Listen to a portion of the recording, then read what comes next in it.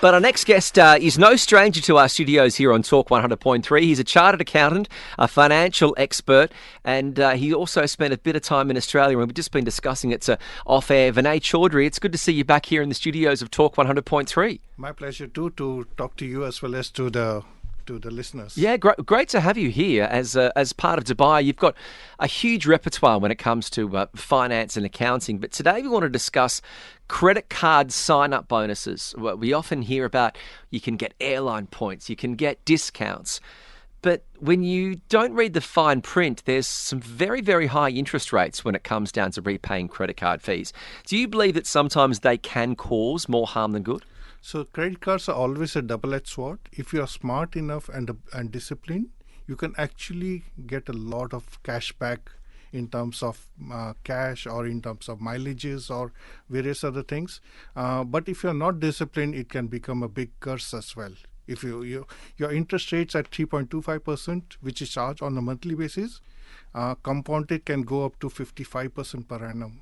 So effectively, if you borrow $100, you pay $55 a year on interest on that alone, plus the 100 that you have to repay. So if I go to apply for a credit card, and one of the beauties of living in Dubai is we get to do a lot of travel, so it's attractive to think, I can get some extra airline points to help me travel or upgrade.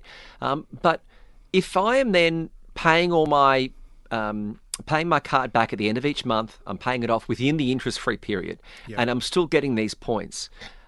Am I actually a revenue loss for the credit card company, or what is the interest in then having me as one of their customers? Absolutely. So I have a friend who works in the credit card industry, a fairly senior person, and exactly the same question, because I always auto pay 100% on the due date.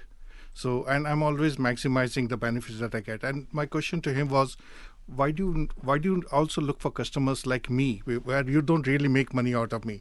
I said, there are probably about 30% of the customers who are like me, who are always paying on time, or never really paying any interest. But you don't know out of that 30 who is going to go back into the 70% as well. And they're always hopeful, I guess. They're hopeful. They're always coming at you with an option for a second card or something else to try and get you spending more. Or a temptation saying that, listen, we can give you a loan on the card, or we can do an EMI for you. So there's always sales guys calling up, making you offers on the cards, or a new card, or increase in the limit. Always a temptation to pay more. And as I said, it's a double-edged sword. It's a smart thing if you can manage and you can keep it disciplined. But if you don't keep it disciplined, it's a really big trouble for a lot of people. It also becomes a temptation because a lot of countries are going cashless, particularly during COVID. That was seen as a transfer of a COVID-19. So more and more companies were accepting card payments only. You've got international experience. Would the UAE still be one of the countries that still trades in cash more than other countries around the world? Relatively, yes, because you also got a fair bit of a tourist population who are bringing in the international card, and there's a transaction cost with the international card as well. So this economy always will going to be happening, will always have some elements of cash transactions as well. Yeah, so whenever you're in a situation that has a high tourist population, you then have a higher cash trade as well. When it comes to your credit cards, it's obviously, if you do travel, another way upon which the credit card does take the transaction, because if you go overseas, it's one of the worst ways to use money, isn't it, by using your UAE credit card when you do travel in terms of FX rates and extra fees. Yeah, so there's another 3.5% average that gets charged in terms of the FX rates. So whatever is the interbank rate, there's a higher rate that is charged for you when you spend on your credit card in a forex rate, in the forex amount. Vinay, it sounds really simple to ask people to do their own research, but if someone needs to do a credit card, and I think that, in this cashless society, we all tend to need a credit card or a debit card of some description. What are the key tips you have for someone when they're looking to pick a credit card?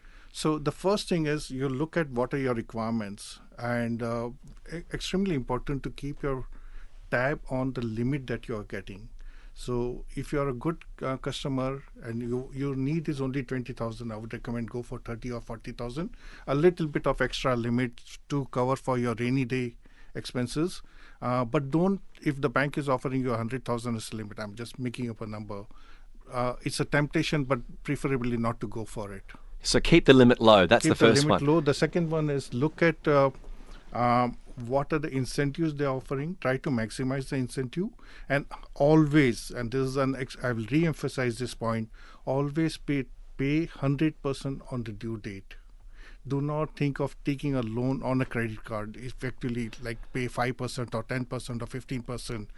The rates are high. You're better off taking a personal loan if you need some money rather than borrowing on the credit card. And what's the rate of personal loan? 2.5%? A rate on a personal loan can vary from 7% to 15%, depending on the profile of the person and the risk categories. So it can vary. Okay, you see, I've never taken a personal loan. today, the interbank rate is about 5.5%. So there will always be a margin on top of that. Okay, so that's the best tip. As soon as you need to get a personal loan to pay off a credit card, you're in trouble. Otherwise, you're in big trouble. Yeah, you're actually in big trouble. For many people that are looking to spend, do you have any idea on what's the best benefit for a credit card? Is it the airline points, or is it maybe looking for a credit card that does cashback? I'm a firm believer that cashback is best because then you have a freedom to decide how to use that money. If it's an airline, it's often linked into a particular airline only. And then you have to take a ticket from that airline. You may, if you got cash and equivalent cash, you might actually get a cheaper ticket from another airline. So I'm a firm believer of taking a cashback as much as possible. And the other situation is if you do have those points or airline miles, it's a currency upon which the airline owns, and they can deflate or inflate the value of that currency anytime they want. Well, let's put it this way. If you got, say, 100,000 air miles, and the situation right now, the airline tickets have become very expensive. So earlier, if you could get for 100,000 a return fare to New York, you probably would now get a return fare only to London because the fares have gone up. So effectively, your value that you could have used actually diminishes in some respects. So when it comes to the points with credit cards, if you do pay, the tips are pay off during the industry period, try and aim for cash back. But if you do consistently pay back during the industry period, you can get some perks and you can essentially win the game of the credit card points. Absolutely. So I typically have a decent amount to spend, and I manage a cashback of more than 10,000 dirhams a year. Yeah. But that's probably an extreme example. You're getting back 10,000 dirhams. Yeah. Well, yeah, lunch is on you. So that's an example you can make it work. You can make it work. And I don't think in the last 20 years' time I've ever paid charges to the bank for not paying on time. Yeah, I find the same way. Going to Australia, I'm needing between 70 and 100,000 miles to go with one particular airline. Yeah. And I know that would be an upgrade that would cost me in the vicinity of 15 or 16,000 dirhams.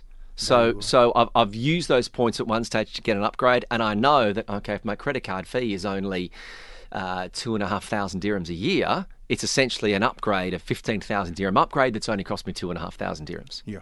And another tip is that there are always cards which do not have annual fees. So I always use cards which do not have any annual fees. Okay, well, I've already got one cross in your book. Thank you very much. Vinay Chaudhary, the Chartered Accountant and Financial Expert. Thank you very much for coming in and sharing your expertise once again.